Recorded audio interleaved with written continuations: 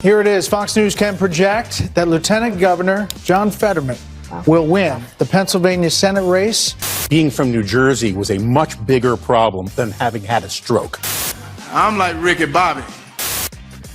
What happened last night? Midterm election recap coming at you, and also what happened to the red wave? Now, a lot of discussion points to talk about there. My name is Jobob. This is Daily Caller Live. Thanks so much for tuning in. Daily Caller Live starts right now. 3, 2, 1. Here we go. Might be the only brown guy on earth named Jobob. That is actually her name, Jobob.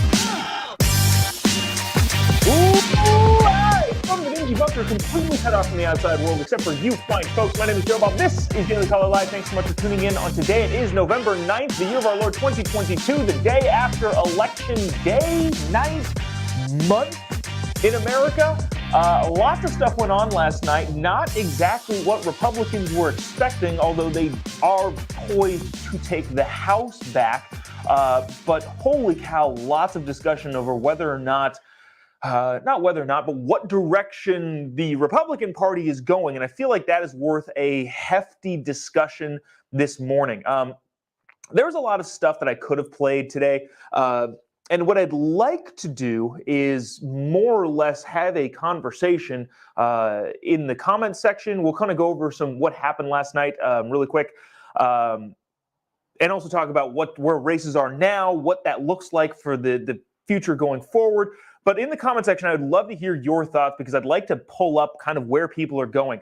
Bottom line, the basis is a lot of the hand-picked Trump-selected candidates, the Senate in particular, did not have a good night. It would appear that Dr. Oz lost to John Fetterman, the stroke victim who has never held a job, and we can talk about that race in a little bit. Herschel Walker and Raphael Warnock look to be going to a runoff in January, which is nuts. Let's see. The Nevada Senate race is ticking Republican. It's complicated, but we kind of want to get to the breakdown of what actually is going on. All right. So just so we know, this is what we know right now. This is like the NBC decision desk looking at it. It gets updated. It got updated a minute ago. Currently, the Georgia Senate race is too close to call. But it was looking like, bottom line is it's looking like it's going to go to a runoff. So if you don't remember last election cycle, 2020, the 2 Georgia Senate seats that were up went to that runoff in January, and the entire world's eyes were on Georgia. It looks like that's going to happen again. Reason being, well, it's important. It's an important Senate seat, but it could very well be that the Senate is tied, that the Senate is 50 Republicans and 49 Democrats, and the Georgia Senate race looks to be like it's going to decide whether or not Republicans are going to hold a majority in the Senate, possibly, or if Democrats are going to tie it yet again. Let me see. Wow, a lot of stuff coming in through the comments section. Let me see if I can get to some of these. And again, I didn't bring any videos up because, again, this is kind of like just a conversation I want to have about how things are going. But let me get back to this. I know I'm kind of perusing around. Right now, NBC has 48 Democrats, 48 Republicans, with Arizona still outstanding.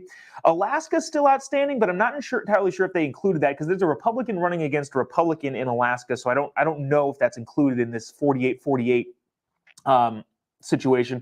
Nevada is too early to call, but the Republican has an edge there, 49% to 47%. It's about a 2.5 percentage point difference over the incumbent Masto in Nevada.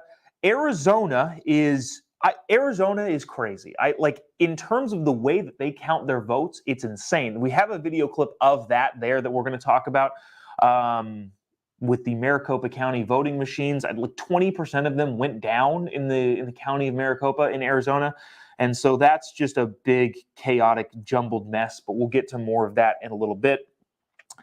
J.D. Vance, Republican, won in Ohio. That was an interesting race to watch. Rand Paul held his seat in the Senate in Kentucky. We don't need to go into all the things that we're going to have. The big races were going to be Ohio, whether J.D. Vance, Trump Republican, was going to overcome Tim Ryan in Ohio, Pennsylvania with Dr. Oz and Fetterman, Georgia with Herschel Walker and Raphael Warnock, and Arizona with Blake Masters and John Kelly. Those were the big races to look at, and those did not seem to go the way of the Republicans like they should. Now, just to reset things, there was a lot of anticipation of a red wave coming last night. It did not appear to be the case. If you haven't already, would appreciate you. There's a couple thousand of you watching this, so I would appreciate you clicking the little like button, especially the little share button. That really, really does help us out. Continue kind of keep the ball rolling, get to as many people as possible. Wow, yeah, we'll talk about this. So much to get to. All right. Wouldn't mind if you click the little like button, the little share button, or let us know in the comment section. I'm going to read a ton of comments here today because I didn't pull any videos. We're not going to be watching videos constantly of the NBC decision desk has called this race. That doesn't matter. I feel like talking about what's going on. So this is a huge one. Anthony, who I might be in Florida, says red wave in Florida. Florida is apparently just like a deep red state now, which is not historically what I think a lot of us have been used to in Bush Gore, Bush Kerry, Obama McCain, Obama Romney, all of those elections. Florida was like this big swing state. And well, I guess good news for Republicans, not only did Ron DeSantis win by like a bajillion points, Marco Rubio won in the Senate race. Those weren't really in question. But it would appear that Ron DeSantis flipped Miami-Dade County to a conservative, I don't want to say stronghold yet, but flipped it to the conservative side, which is not something that I think anybody was thinking of. That is a heavily, heavily populated Hispanic community that all seemed to go the Republican way. So that's a big thing there. Anthony, yeah, a red wave in Florida seemed to be the big case. Let me see. Okay. Dang, these are all over the place. To go back to the governor's races, I just want to talk about those really quick because so we can kind of get on to the Senate races. I think the Senate races are the most important races. The governor's races, there were a couple that were really interesting, and there are a couple that are still really interesting and outstanding. But Ron DeSantis won in Florida. The Democrat, I forget the guy's name, won in Pennsylvania. Brian Kemp, the Republican, won in Georgia. And all of that stuff will set up what we're talking about in the Senate really in just a couple minutes. The Arizona race is still way too close to call. There's like 0.6 percentage points separating Katie Hobbs and Kari Lake. A lot of the analysis that I'm taking in looks like Kari Lake is going to overcome that seat in Arizona. And the biggest, most interesting, I think, gubernatorial race is in Oregon, in which the Republican Christine Drazen, I think, is really, really putting a Democrat up for their money. There's that. Okay, so here's what I want to talk about. Here's what I think is the most fascinating thing about this. Given the fact that there wasn't this big, overwhelming red wave, again, Republicans look like they're going to take back the House, but the Senate is a big iffy. Given the fact that there was no big wave, the outstanding question with Republicans or conservatives or freedom lovers, whatever you want to call them, seems like they're going to be why? Why did that happen? Geez, a lot of people in the comment section are, I don't know if this is serious or not, but Tony said Alabama went red. Yes, they did. Not a big shock there. But why did it seem that Republicans lost those big Senate races in Pennsylvania? They haven't lost in Georgia. I'm not saying they lost, but there's some numbers that are really, really interesting. What I want to bring up here is that the governor's races in Georgia and Pennsylvania could have carried these Senate candidates. What I mean by that is that Brian Kemp is currently holding about an 8-point lead, a 300,000 vote lead over Stacey Abrams in Georgia, meaning that 300,000 more people voted for the Republican candidate for governor in Georgia. Okay, that's fine. Generally speaking, and I don't know about you, let me know in the comment section. Generally speaking, when somebody's filling out their ballot, if they vote for a Republican for governor, they tend to stick with the Republican for the Senate. If there is split ballot voting, which is they vote for a Republican for governor and a Democrat for Senate, or a Democrat for governor and a Republican for Senate. If there's that split ballot voting, that usually doesn't exceed like 5%. Like 5% of voters that split their ballot doesn't usually make up the difference. So in a sense, this 8-point lead that Brian Kemp, the now governor, or the sitting governor and the future governor of Georgia, the 8-point lead that he had should have put Herschel Walker over the finish line, with that accounting for that 5% split ballot thing. The problem is, it has not. Herschel Walker, despite being pulled heavily by the Republican governor Brian Kemp, is currently losing by 0.5% to Raphael Warnock. Now, the Georgia race is interesting because if neither one of them get to 50%, they're going to go to a runoff. But this would seem to go to show how bad of a candidate Herschel Walker was in the state of Georgia. And if you want to get to this, and I'm sure people in the comment section are going to let us know here what the deal is. If you want to get into the whole Trump mix, Herschel Walker was the handpicked candidate of Donald Trump, and Brian Kemp, Donald Trump is not a huge fan. In other words, Brian Kemp won his race easily in the governor's seat, in the same state, by the way. Brian Kemp won his race easily, being sort of at odds with Donald Trump, and Herschel Walker is struggling and in all likelihood will lose. That's just how we can talk. We'll talk about this runoff thing later on down the line, but it doesn't look good.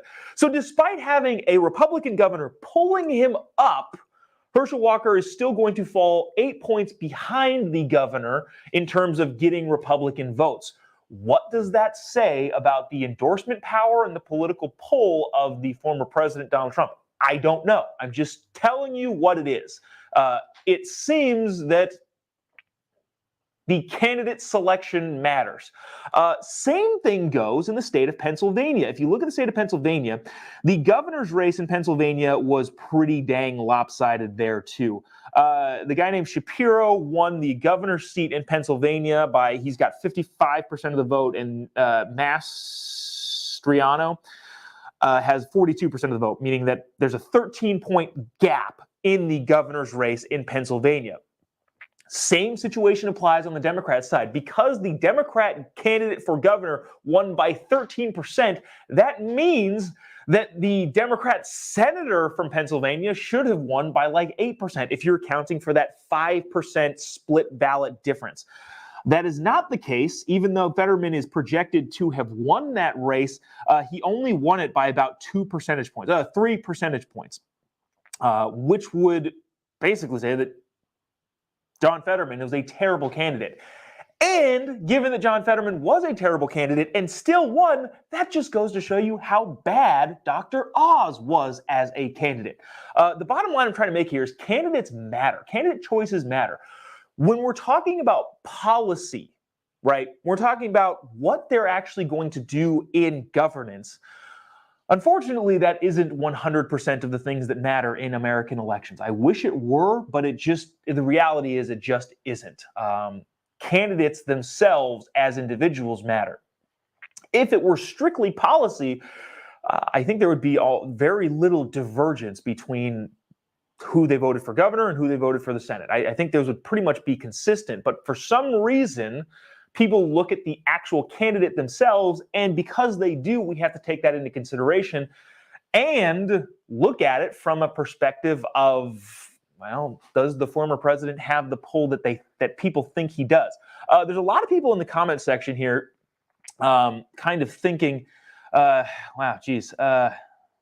There's a lot of Trump people in here saying Trump 2024, he's set to announce. Okay, let's talk about that. All right. There's so many here that I want to pull up, but Ed says, I can't believe there are people that would vote for John Fetterman. Yeah. Suzanne says they cheated again. I don't know. I think that there's just terrible candidates. Lex says I don't believe anything Georgia does. 0. I don't know. Wow. I wish I could bring that one up. There's a lot of profanity in that one, so I'm not going to. Let's see. Mike says Trump. The mail-in ballots, talking about all this sort of stuff. All right. Let's get to the Trump thing, because I feel like that's a conversation that needs to be had. Donald Trump is set to, according to a lot of insiders, announce his candidacy for president on November 15th. So what is that? Next Tuesday? I'm pulling out my calendar here because I can't look into the future. Yeah, next Tuesday, President Trump is set to announce his candidacy for president. A lot of variables going on there. One, it's Trump. You never actually know what he's going to do. He might put out feelers and do something completely the opposite. But there's a lot of variables that I feel like need to be discussed. Before we do that, I would really appreciate it if there's a couple thousand of you still watching this. Would appreciate you clicking the little like button and the little share button, especially if you're watching on Facebook. Really, really does help us out. And I feel like this is a conversation that needs to be had. Some of you might not like this. But I don't know. It is an interesting kind of perspective on how, wow, geez, there's a lot of people butting heads. Judy says, go Ron DeSantis. There's a lot of people say, I can't read through all of these as quickly as I thought I would be able to. Jerry says, Trump's time is past. That's kind of what I'm getting on a lot of this stuff here. And there's also people that are saying the election is rigged, which... Rachel says, who won the Georgia senator race? Nobody run. That's going to be a runoff. So back to Trump. Trump is set to announce his candidacy for president on November 14th. Couple things to take into consideration. The handpicked Trump candidates did not do very well. That's just a fact. That's just objectively true. And by that, we laid out Kemp's thing. Brian Kemp won by a pretty huge majority in the state of Georgia to retain his governorship, but Herschel Walker is still struggling. Herschel Walker being the Trump candidate, Brian Kemp being at odds with Donald Trump. Bottom line is, who knows how much Trump actually has a pull as of right now. A couple races, across the country that are going to be really interesting to see how they shake out. Pennsylvania, again, looks like the Trump candidate lost. So the bottom line, does Donald Trump, after having some pretty big setbacks, decide to announce to run for president next week? There was a lot of information floating around on Twitter, which who knows if that's true, but a lot of people saying, insiders in Donald Trump's circle were saying that he was furious and blaming other people and all that sort of stuff. I don't know that to be true. That's just what's going on, or what is being talked about, what's going on inside of Trump's circle. I don't actually know. Take it for what it is. But the bottom line here is, given the big setback, does Trump's ego allow him to say, hey, maybe the time is past and maybe I shouldn't do this? At the same time, I could see this being delayed, considering the fact that Georgia is going to go to a runoff. If Republicans were to, they're going to win Ohio. If they're going to hold on to their lead in Nevada, if something happens and Arizona goes the opposite direction and the Republican takes a lead there, Blake Masters takes a lead in Arizona, if those things were to happen and the Senate majority or the Senate tie hangs in the balance of one Senate race in Georgia, that runoff between Herschel Walker and Warnock, because neither one of them got to 50%, if that happens, all eyes are going to be on the state of Georgia. In other words, not the attention on the presidency for 2024, in which case, I don't know if Donald Trump actually announces, not because he thinks that's going to sway the Georgia election, but because he thinks that the attention isn't entirely going to be on him. So we will see if he actually announces in 2024 or for 2024 next week. But a lot of people in the comment section and on Twitter, and a lot of people are at odds in this comment section. This is wild. David says, need to move past Trump, DeSantis up next. And then there's also people saying Trump DeSantis tickets, vice versa. That won't happen. That's this, Jerry. I appreciate the sentiment that is just not going to happen. DeSantis is going to run. Trump, I don't know. Who knows? Debbie says, I wish DeSantis would run in 2024. This seems to be the sentiment. Look, and let me know in the comment section. I'm trying to peruse through these as quick as possible. Is anybody on board of go Trump go? I don't know. Didn't have a great night last night. DeSantis, on the other hand, had a fantastic night and apparently has made Florida a deep red state. We talked about that at the beginning of the show. Yeah, it's, I don't know. The sentiment online, I put out a couple different polls last night. Let me read you to those because I feel like those are kind of interesting. And again, they're just Twitter polls. They're not scientifically methodology based. But I asked, do you think Trump still announces on November 15th? 59% of people said yes. No's were at 41% so far. And it seems like a lot of people are on the side of, here we go. Shane says, go Trump, go. Christina says, Trump DeSantis 2024. Okay, sorry, I missed that. I was talking about that. That's just not going to happen. I appreciate the sentiment, but it's just not going to be the reality. Trump and DeSantis are going to butt heads throughout the entire campaign. Both of them are going to run, by the way. And in a lot of ways, well, if Trump gets through the primary, he's not going to pick DeSantis. There's no way he would pick Ron DeSantis to run because at this point in time, Florida is a reliably red state. He's going to want to pick somebody from a swing state, especially when you're looking at the Electoral College. And if DeSantis were to win, there's no way he picks Trump as his vice president. That just doesn't make any sense. There's no constituency for that. You already have all of the good things that Trump is without some of the shoving his foot in his mouth in Ron DeSantis. There's just no way that that's going to happen. I think I brought this up already, but Shane says, yes, go Trump, go. Let me see. This is a comment not representative of my thoughts, but I think it's interesting to bring these sorts of thoughts up. Katharina says, no, Trump, he's a good businessman, but not a good leader. He needs to represent himself and better to stop with the I know best comments. If I were to look anecdotally, it would appear, Wilfredo says, God bless Trump. Frank says, DeSantis 2024. Here's the problem with this. So just talking about this, and again, we're looking to have a discussion here. Trump 2024, Ron in 2028. Generally speaking, historically speaking, when there's an open seat in the president, meaning there's no incumbent president, it would be that the party flips. So let's just say hypothetically Donald Trump were to run in 2024 and win in 2024. It is a very, very difficult seat for Ron DeSantis then to win because remember, currently he's a sitting governor of a deep red state that he managed very, very well in 2024 if he's running.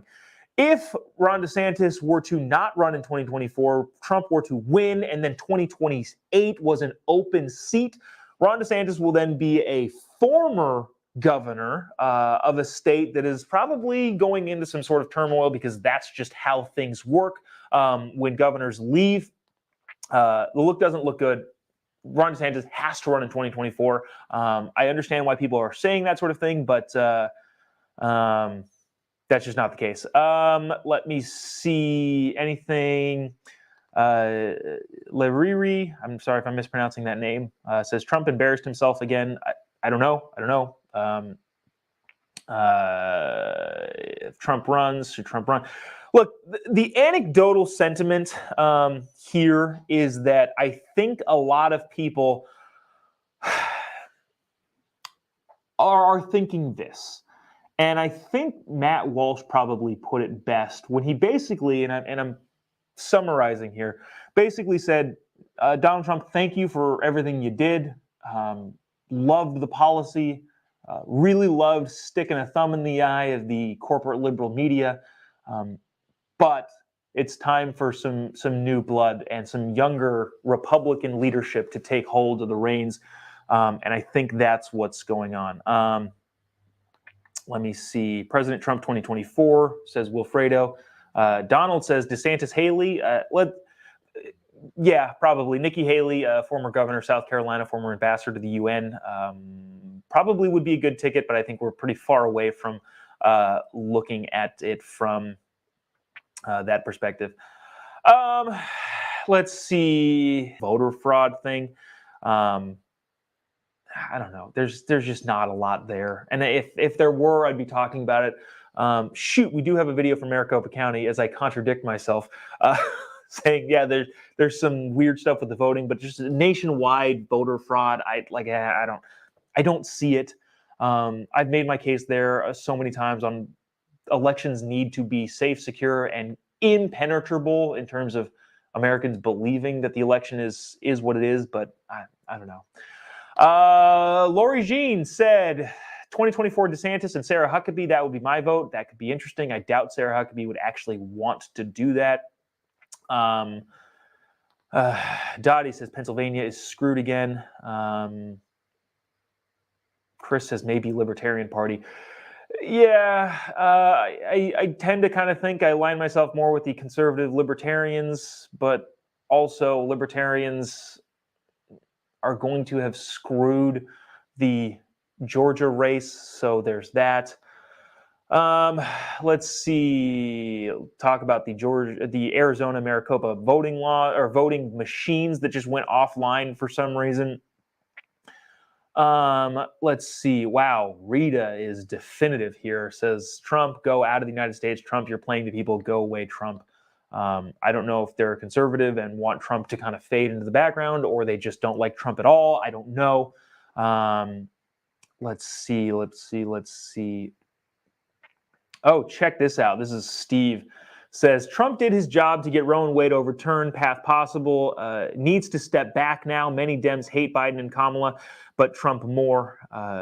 DeSantis and Candace Owens 2024. I don't know about that last one, but the sentiment seems to be true, Steve. Yeah, a lot of conservatives, I think a lot of conservatives around the country are thinking like, hey, Trump, thank you so much. Thank you. But it's time to move on. I'm just kind of looking at it, see how it plays out. But that seems to be the sentiment a lot around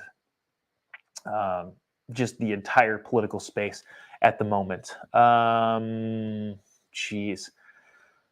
Let's check in one more time with the polling stuff before we kind of hop off here. I know this is just kind of like this is all we're talking about today. Nothing has moved as far as the Senate race. You know what? Hold on, really quick. Let's talk about Ohio because I feel like this kind of proves the point here that candidates matter. J.D. Vance, author, activist. I don't know what you call him in terms of like what he does as a job, but he was a Trump-endorsed candidate, went pretty Trumpy to get through the primary, but also was very, very good at running for Senate. J.D. Vance is a very, very articulate, smart, easily able to break down arguments in a simple, concise way. He did win. He is a Trump-endorsed candidate in Ohio, and he did win. I would say if I was looking at this, trying to be as objective as possible, I think J.D. Vance probably was able to pull that one out because he is a better candidate than Dr. Oz and Herschel Walker. The bottom line here is this. It would appear that Donald Trump, although had great pull in the primaries, did not help a ton in the general election, especially in those two insanely contentious and insanely important Senate races in Pennsylvania and Georgia. It looks like both of those Trump candidates are going to lose. I know that Herschel Walker is going to get into a runoff, but the fact that he doesn't have Brian Kemp pulling him up, I don't know. I'm not optimistic there. I wish I were. I would like that Senate race vote in terms of stopping any crazy legislation. But I guess the good news is Republicans are going to hold on to the House. There's some California stuff that's interesting too. Aside the point, I feel like this is worth talking about. You know what? We're going to talk about it tomorrow. The race in California, the mayor race in Los Angeles is fascinating. It is beyond fascinating from a sociological side, from a political side, from a what the heck is going on in Los Angeles side, from a conservative versus liberal side. There's so much going on in that Republican or that race for mayor in Los Angeles. We'll talk more about that tomorrow. Tina says there may be a runoff. Talking about Georgia, there's going to be. Nobody's going to get to that 50% because you have to get to 50% in order to run. There's a lot of suggestions coming in. Clint says DeSantis Gabbard. Think about it. That would be good. A lot of people that I know don't like Tulsi Gabbard, so we'll see. Let's see. Hey, I think this is a compliment. I think this is a center towards me. You're being realistic, which is what most people should be. Yeah, that's the only thing. I don't want to sit here and blow smoke up your butt and saying, well, Republicans did a great job, and they're going to be saying that.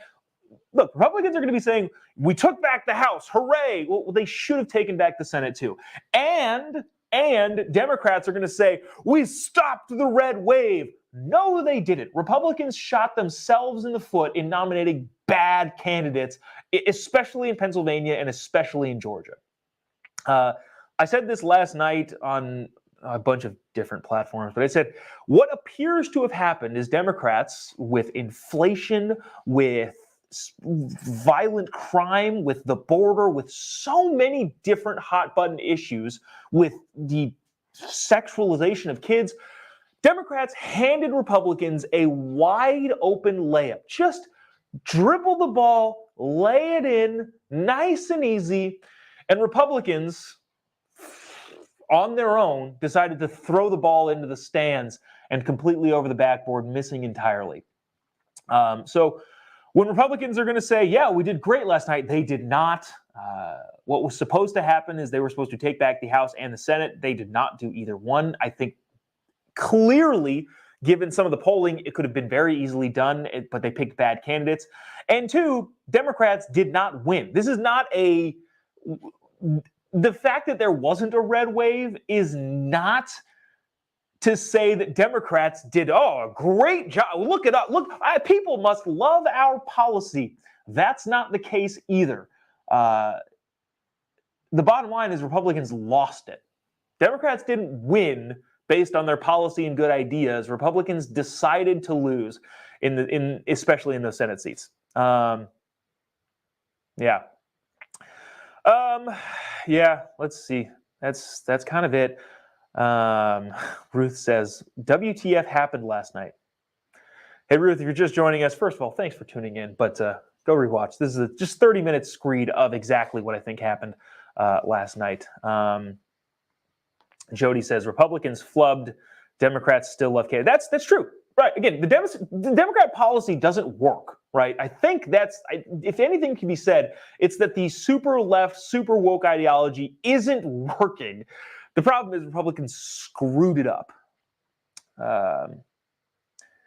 Let's see. That's pretty much it. We didn't even get to that Arizona, Maricopa County, stupid voter machines. But, yeah. Amelia says, I am so disappointed. John says this is a fascinating comment. He says, as a conservative, I've come to the conclusion that I am a minority. Yeah. Especially fiscally. Rush Limbaugh said it best, I think. He said there's no constituency for fiscal responsibility anymore. Yeah. Anyways, disappointing day. We'll see how it shakes out, but bottom line here is there was no big red wave, and it seems that Republicans shot themselves in the foot. It's not the policy that won out. It is the poor candidate selection. So there's that. That's going to do it for us today. We will look at some of these more in depth tomorrow and kind of bring some more stuff from going on around the political sphere. Thanks so much for tuning in. Appreciate you doing so. I know it was a frustrating evening last night, but hey, maybe lesson learned, hopefully, for Republicans in the future. Maybe.